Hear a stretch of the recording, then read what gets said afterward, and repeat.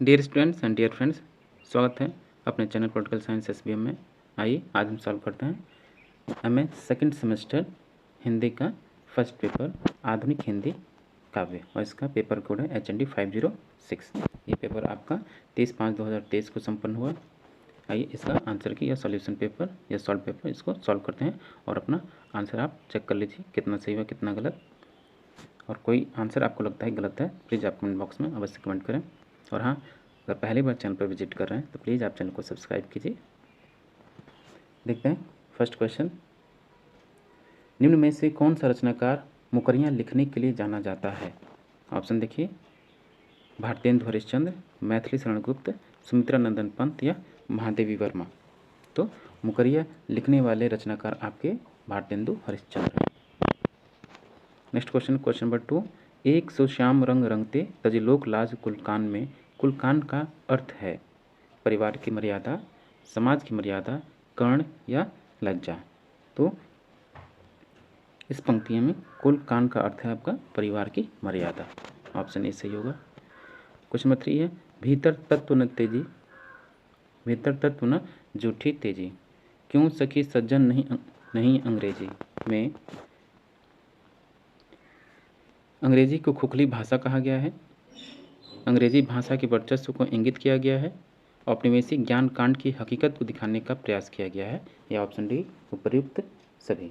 तो इसमें इसका आंसर होगा ऑप्शन डी उपर्युक्त सभी। नेक्स्ट क्वेश्चन है, नित नित हमें करें बल सुन में उचित संदर्भ है। ऑप्शन देखिए, अंग्रेजी भाषा, अंग्रेजों का कानून, ब्रिटिश सरकार की शक्ति या भारतीय जनता। तो इसका आंसर होगा ऑप्शन बी अंग्रेजों का कानून। नेक्स्ट क्वेश्चन है क्वेश्चन नंबर 5। पंत काव्य में कल्पना का कौन सा रूप अधिक मिलता है? क्लिष्ट कल्पना का, कोमल कल्पना का, दुराड़ू कल्पना का, या इनमें सभी का। तो इसका आंसर होगा कोमल कल्पना का, जो कि पंत काव्य में इस कल्पना का अधिक मिलता है, कोमल कल्पना का। क्वेश्चन नंबर 6 है, उर्मिला का विरह वर्णन साकेत के किस सर्ग में है?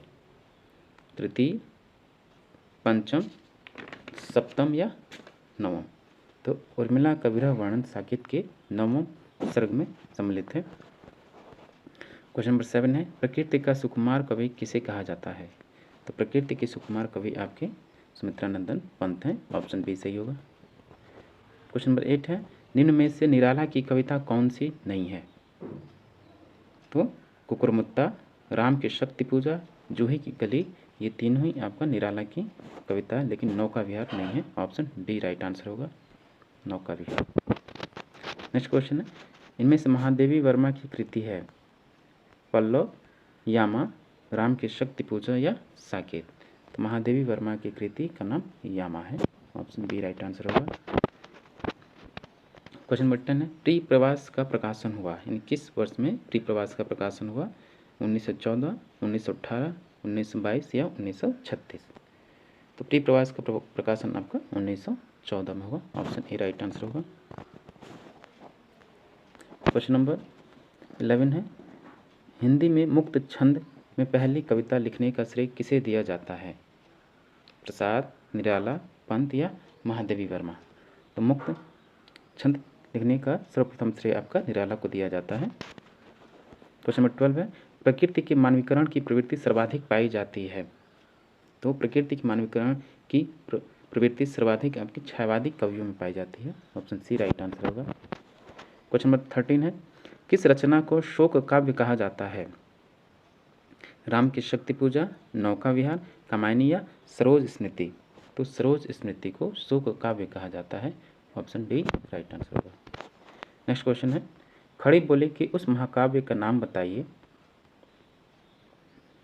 जिसमें राधा कृष्ण का युगानुरूप परिवर्तन किया गया है या कर दिया गया है। ऑप्शन देखिए, वैदेही वनवास, कृष्णायन, उद्धव शतक या प्रिय प्रवास। तो इसका आंसर होगा प्रिय प्रवास। नेक्स्ट क्वेश्चन है, कुसुम वैभव में लता समान में कौन सा अलंकार है? कुसुम वैभव में लता समान में कौन सा अलंकार है? तो इसमें उपमा अलंकार है। ऑप्शन ए सही होगा। क्वेश्चन नंबर 16 है, आनंद प्राप्ति के लिए जयशंकर प्रसाद ने किस पर बल दिया है? हृदय और बुद्धि की समरसता पर, इच्छा, ज्ञान और क्रिया की समरसता पर, सुख और दुख की समरसता पर या इनमें से सभी। तो इसका आंसर होगा ऑप्शन बी, इच्छा, ज्ञान और क्रिया की समरसता पर जयशंकर प्रसाद ने आनंद प्राप्ति के लिए इस पर अधिक बल दिया है। क्वेश्चन नंबर 17 है, रचना काल के आरोही क्रम में व्यवस्थित रचनाएं हैं। तो इसका आंसर होगा ए, पहले प्रीप्रवास, फिर पल्लव, फिर साकेत, फिर कामायनी। नेक्स्ट क्वेश्चन है 18, उधो जो अनेक मन होते तो एक श्याम सुंदर को देते, एक लय जोग संजोते। ये पंक्तियां किस कवि की हैं? ये पंक्तियां आपकी भारतेंदु हरिश्चंद्र की हैं। ऑप्शन ए सही होगा। क्वेश्चन नंबर 19 है, को जब करे जो को साधे, इस पंक्ति में कहा गया है, क्या कहा गया है कि जप करने के लिए या योग साधना के लिए या जप और योग साधना का नकार। तो इसका आंसर होगा को जप करे जो को साधे, इसका आंसर होगा जप करने के लिए और योग साधना करने के लिए, इसलिए इसका आंसर ऑप्शन डी सही होगा, ए और बी दोनों। नेक्स्ट क्वेश्चन है, भारतेंदु हिंदी की जातीय परंपरा के संस्थापक हैं। यह कथन है किसका? महावीर प्रसाद द्विवेदी का, रामविलास शर्मा का, हजारी प्रसाद द्विवेदी का या रामचंद्र शुक्ल का। तो उपरोक्त पंक्तियां आपकी रामविलास शर्मा का है, ऑप्शन बी। क्वेश्चन नंबर 21 है, पी प्रवास में सर्गों की संख्या है 27, 17, 37 या 7। तो प्री प्रवास में सर्गों की संख्या कुल 17 है। नेक्स्ट क्वेश्चन है, प्री प्रवास के बारे में सही तथ्य नहीं है। प्री प्रवास के बारे में सही तथ्य आपका ये गलत है कि ये भारतेंदु युग का महाकाव्य है, बाकी तीनों सही हैं। सकल वासर आकुल से रहे, अखिल मानव गोकुल ग्राम की, इसकी सही व्याख्या है। तो इसकी सही व्याख्या आपकी गोकुलवासी पूरे दिन कृष्ण दर्शन के लिए बेचैन रहे। ऑप्शन बी राइट आंसर होगा। क्वेश्चन नंबर 24, साकेत नाम है किसका? कैलाश का, स्वर्ग का, काशी का या अयोध्या का।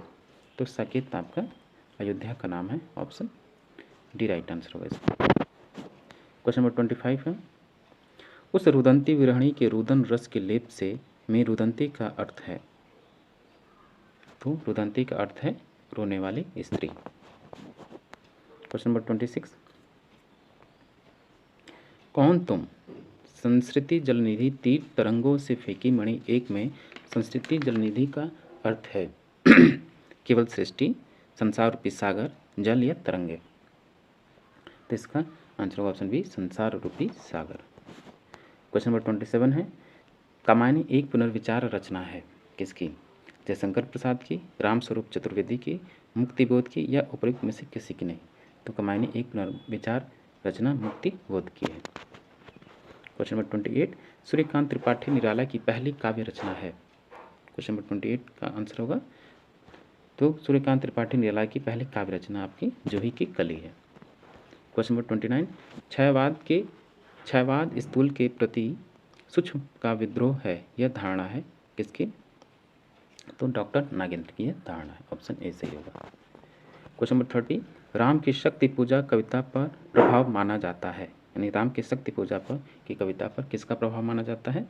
तो कृतिवास रामायण का प्रभाव माना जाता है, ऑप्शन बी सही होगा। क्वेश्चन नंबर 31, सुमित्रानंदन पंत की पहली काव्य रचना कौन सी है या पहली काव्य कृति है? तो सुमित्रानंदन पंत की पहली काव्य कृति ग्रंथि है। क्वेश्चन नंबर 32, छायावाद का घोषणा पत्र कहा जाता है किसको? तो पल्लव की भूमिका छायावाद की घोषणा पत्र को कहा जाता है, पल्लव की भूमिका को छायावाद का घोषणा पत्र कहा जाता है। 33 है, नाश भी हूँ मैं अनंत विकास का क्रम भी, यह काव्य पंक्ति उद्धृत है वरदान से, विरह का जलजात जीवन से, बिन भी हूँ मैं तुम्हारी रागनी भी हूँ से या मैं नीर भरी से।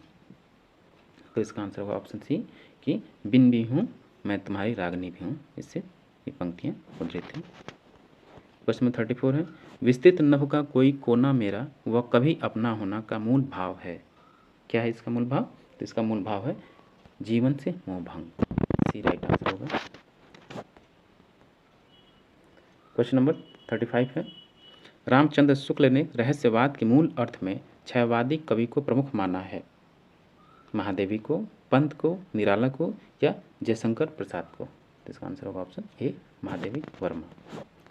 क्वेश्चन नंबर 36 है, वेदना में जन्म करुणा में मिला आवास काव्य पंक्ति ली गई है। तो ये काव्य पंक्तियाँ आपकी विरह का जलजात जीवन से लिया गया है, ऑप्शन सी राइट आंसर होगा। क्वेश्चन नंबर 37 है, निम्न में से कौन सा सुमेलित नहीं है?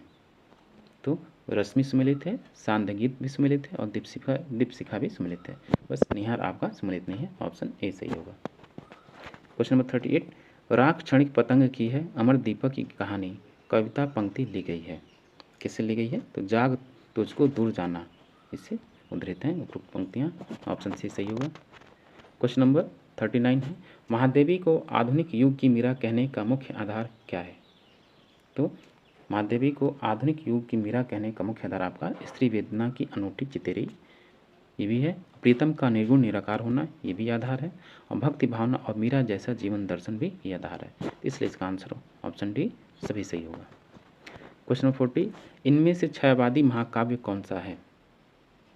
रामचरितमानस, प्रिय प्रवास, कामायनी या साकेत? तो छायावादी महाकाव्य आपका कामायनी है, जयशंकर प्रसाद की। तो डियर स्टूडेंट, ये था आपका HND 506 का सॉल्व पेपर, जो कि MA सेकेंड सेमेस्टर का हिंदी का पेपर है, जिसको हमने आज सॉल्व किया। आप इससे अपना आंसर की मिला लीजिए और चेक कर लीजिए कितना सही हुआ। अगर आपको लगता है कि कोई क्वेश्चन गलत है तो प्लीज़ आप कमेंट बॉक्स में अवश्य कमेंट करें।